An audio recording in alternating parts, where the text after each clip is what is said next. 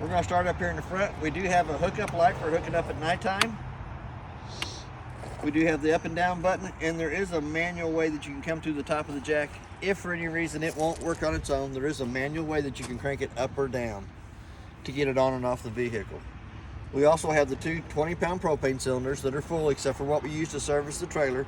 We worked off of this one here. The arrow's pointed towards it. It's clear inside the eye. As soon as that bottle would happen to come up empty, it's going to turn red inside the eye, indicating that the bottle it's pointed to is empty. If you have the cylinder open on the other one, it'll automatically pick up from there. Still going to show you red on the eye that the one that's pointed to is empty while it works off of this one over here. Then all you have to do is flip the arrow to this side over here, work off of it while you take the other one to town and have it refilled. It does have one 12-volt battery on the front of it.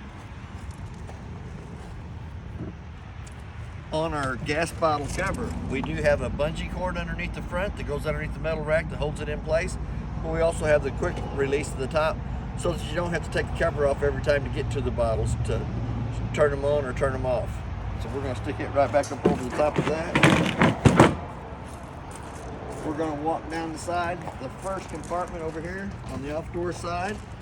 It is a through compartment, pretty good sized storage space. 751 key does the lock on that. We have the 4 BL jacks on all 4 corners, not for leveling, just for stabilizing the trailer while you walk through the center of it. We got back to the lug nuts. The lug nuts have been torqued at 100 foot-pounds, is what's recommended on the side. The tires are air after pressure, which is 65 pounds on the side of the tire cold. Your next connection is a 30 amp service. Cord's about 25 foot long. We'll plug into a 110 outlet or a 30 amp service. Our dump station's next. The gray handle in the front is your kitchen sink, bathroom sink, and shower water. The black handle in the back is your toilet water only. Outside of the hot water heater is next. It is gas electric. You always want to make sure you can pop the pop-off valve and have water coming out of it. It also has a 13/16 plug that plugs the water inside. And the gray cap on this side is for your freshwater tank fill on the opposite side of the trailer. I'll put the cap in the outside of the hot water heater for it. But it actually goes on the other trailer, on the front of the trailer, underneath in front of the front axles. But you always want to make sure that you got water in it before you turn it on electric or propane to keep from burning it up. We're going to come back to the back. You do have a park cable hookup in the back. So if the park that you're at has cable, you can hook to it and use their cable for your TV. We do have an outside shower. It's got hot and cold running water back here and a city water connect that you can hook to with the water hose and regulator and never have to fill the fresh tank, work right off the water pressure going through the hose. It does have a spare tire. It's been aired at different pressures, not been torqued on, it's been put on with a wrench. As we come around to the outside kitchenette,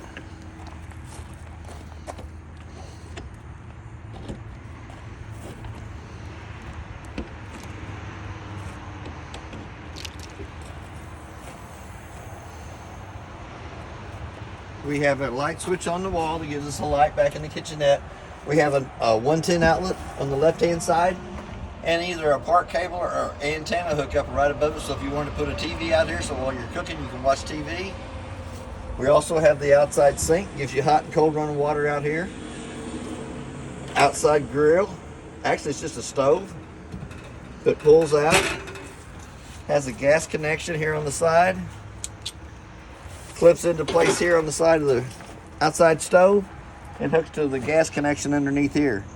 On that gas connection, it does have a T-valve up on top that has to be turned in line with the gas line for it to have gas coming through it from the propane bottles on the front of the unit.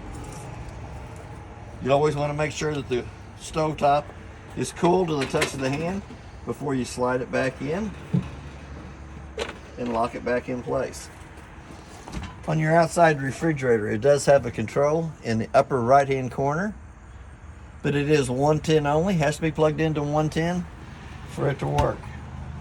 And then they give you a little drawer here for hiding your utensils and other little goodies. Pretty good size storage up above.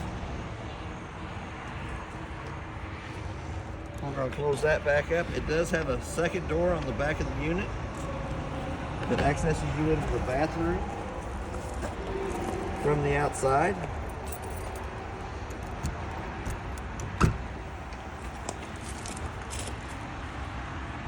That way you don't have to trace through the whole trailer just to get to the bathroom. Steps fold out 2 times in place. We do have a 110 outlet on the outside of the unit and another part cable or antenna hookup. We also have the 2 outside speakers. I'll have to show you more about those when we get the stereo to the inside. But it also has the stove vent. For the stove vent to work properly, the 2 tabs have to be lifted down, allows the flapper to flap.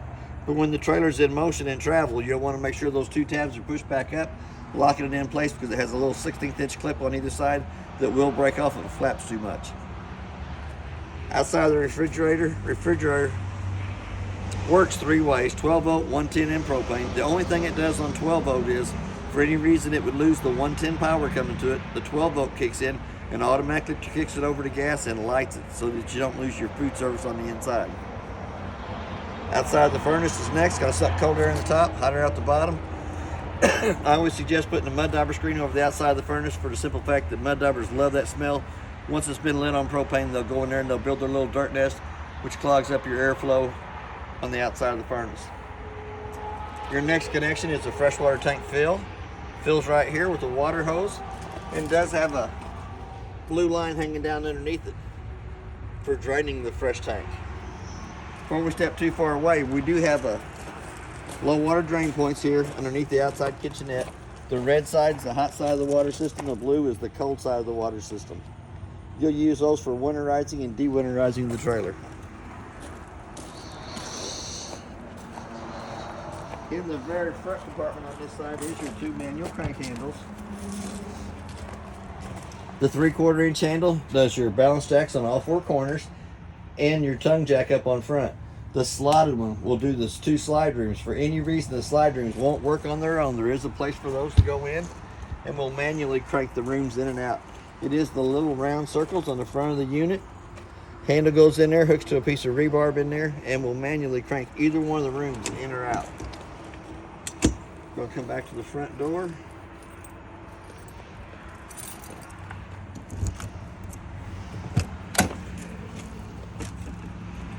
On the steps, it does pull out 2 times, allows us access into the unit. It does have a working fire extinguisher on the left-hand side as we come in. We're going to go ahead and run these slide rooms out.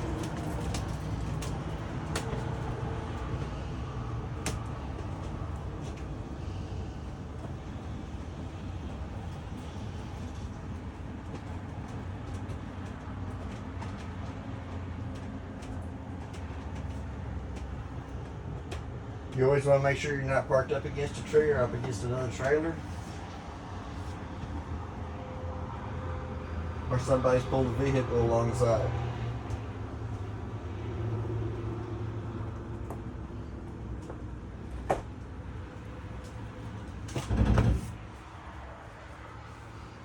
We do have a set of awning lights on there and a porch light. They're marked what each one of those are. We also have the GFI outlet right here by the kitchen sink. If we come up to the monitor panel to check the battery life, you push the battery button, shows you exactly how much charge is in the battery. Black tank still showing 2/3. Fresh tank showing empty, and your gray tank, which is your kitchen sink, bathroom sink, and shower water, is showing empty. This first switch at the top on the left-hand side is the pump switch that turns the pump on between the freshwater tank and the faucets. The second one is the gas side of the hot water heater, and the third one is the electric side of the hot water heater. Then we have our slide room switch for the main slide in the living room area, and our awning switch for in and out. We'll go ahead and run it out.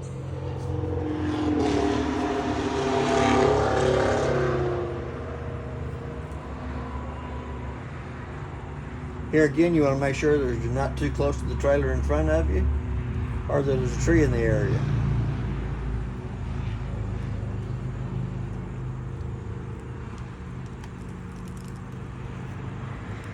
till the skirting comes hanging straight up and down. Then you'll see the LED lights on the tube of the awning.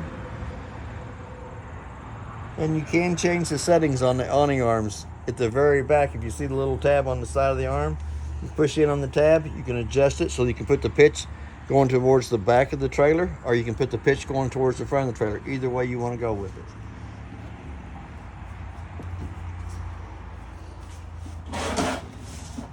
We have a remote for the stereo, and it's pretty self-explanatory. Put your speakers 1 and 2. You need to turn your outside speakers off and just play your inside, or if you turn the inside ones off and just play the outside. There is 2 sets of keys to the trailer. One purple key does the front door lock and deadbolt. The other purple key does the back door lock and deadbolt. And there is a 751 key on each one of the key rings for your outside compartments.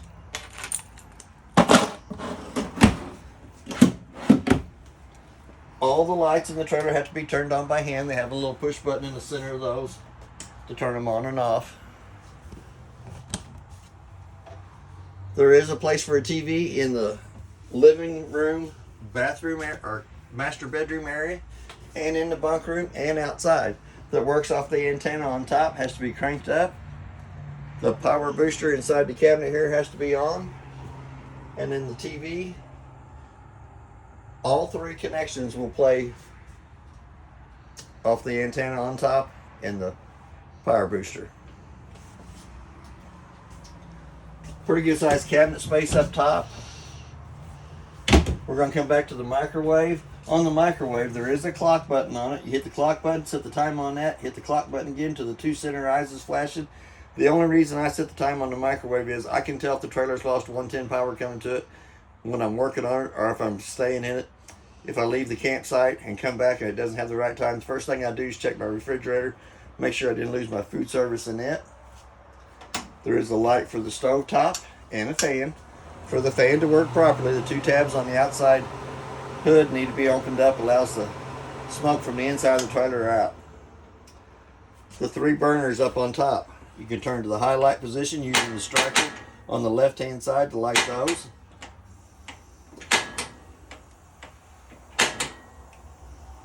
All 3 burners on top will light off the striker on the left hand side, but on the oven you still have to turn it to where it says pilot on, hold it down and light it with a long lighter or match underneath the thermocoupler. Breaker box is next, and they are all marked from the top coming down as your main, your front of your trailer, your microwave, the back of the unit, the water heater, and the AC. All your car fuses on the right hand side are marked what they are from the top to the bottom, giving you 3 empty spots at the bottom. There is a red light on the right hand side. For any reason one of those fuses would blow, the red light comes on, and you can see the red light through the tinted glass on the front. On the refrigerator, it is gas electric. You turn it over to the auto position, automatically it goes to the auto 110 side of it. If you wanted it off of electric and over to gas, you'll flip it back that way. There is a control setting for which control or temperature you want it set to. And for any reason it does not light on gas, those 2 lights will start flashing. We're going to go ahead and turn it right back off. But it is pretty good size space in the freezer and in the bottom.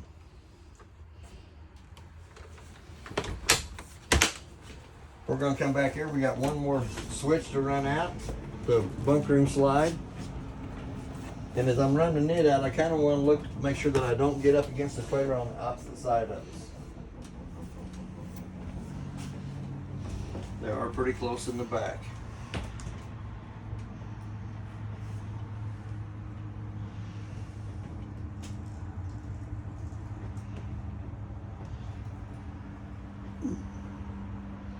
We'll go ahead and stop it right about there. All the lights in the trailer have to be turned on by hand. You do have a slide ring switch for the bunk room here in the back underneath the thermostat. On your thermostat, it has a cool side. We always run any of the appliances in the auto position. Fan on auto and high. Cool, you'll dial your temperature down for it. We have a fan setting, an off setting, and a heat setting. Once we're on the heat setting, you'll want to crank the temperature up on it. We also have a LP carbon monoxide detector before it goes into the bunk room. The lights in the bunk room have to be turned on by hand, even the ones above the bunk.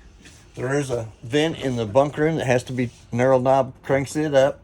Doesn't have the fan, but it does have a max air cover over the top of it so that you can leave it open all the time if you want. There is another place for a TV here. Hooks to the connection up here at the top that works off the power booster in the living room area and the antenna on top. We do have a ladder for climbing up to the top bunk on this side over here. Pretty good size storage space underneath it. We also have a fire escape window in the very back of the unit since it is a bunk unit. Red handle lifts up, goes all the way through the frame at the bottom of the window.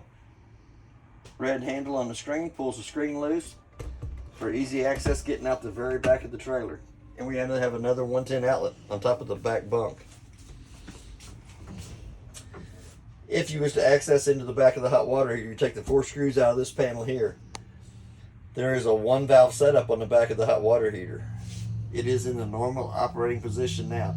When you get ready to winterize, you'll flip that down so that the water makes a loop at the back of the hot water heater without having to fill the hot water heater with antifreeze. We have a fold-out couch down here at the back that pulls out for an extra bunk there. The couch butterflies open for a bed there, and then we have the top bunk up at the top. There is a light for the bottom bunk. We'll loosen, take this down. But we do have a little light window up in the top to let light into the top bunk. And there is a door that closes off the bunk room from the kitchen and living room area. Pretty good sized storage space right in front of it, top and bottom. The tabletop comes off the 3 pedestals, goes down between the 2 benches. The 2 back cushions come over the top of the table to make a smaller bed there. The light above it has to be turned on by hand. The window in behind it is big enough that if you opened it and slid the screen over it, you could access out that window. The light above the couch has to be turned on by hand. Couch does butterfly out into a bed, but it also has a fire escape window behind it. 2 red handles lift up, push on the center of the window. The window will fold out for easy access there, getting out too. We do have the 2 speakers on the inside with the stereo, and we have the 2 speakers on the outside with the stereo. We do have a 110 outlet on either side of the bed and one right here at the front edge of the main slide. In the bunk room or master bedroom area, the lights have to be turned on by hand at the headboard and the foot. And we do have storage up underneath the foot of the bed. We also have an air conditioner vent bringing AC into the master bedroom. And we also have a register vent in the floor bringing heat into the master bedroom. Pretty good size closet space on either side. And 2 privacy doors up here too that will give you privacy in the master bedroom. The TV area in the living room area will also tilt and let the TV come back into the master bedroom or the living room area, but it is pinned on the inside wall.